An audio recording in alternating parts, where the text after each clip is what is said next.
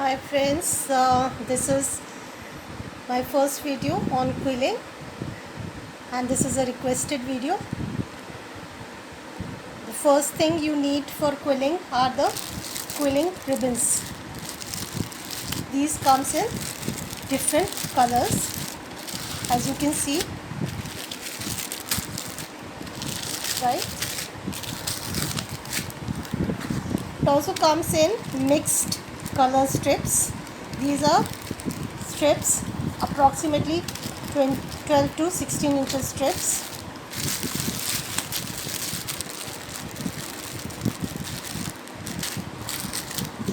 The thickness or the width of these strips also differs. These are normal width of strips.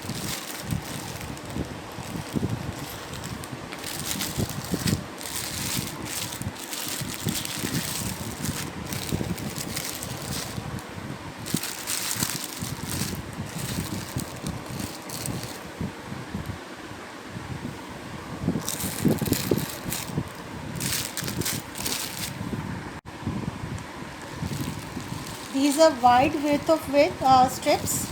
You can see the width of this strip is too wide.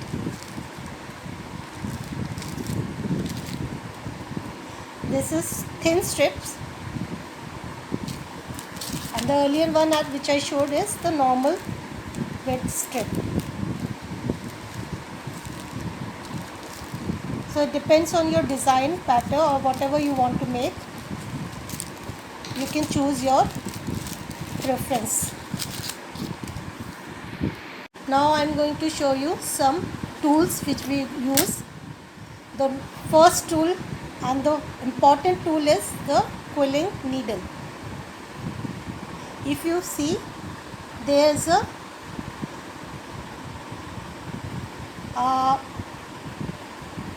split in between of the quilling needle, which we are not able to catch on this camera.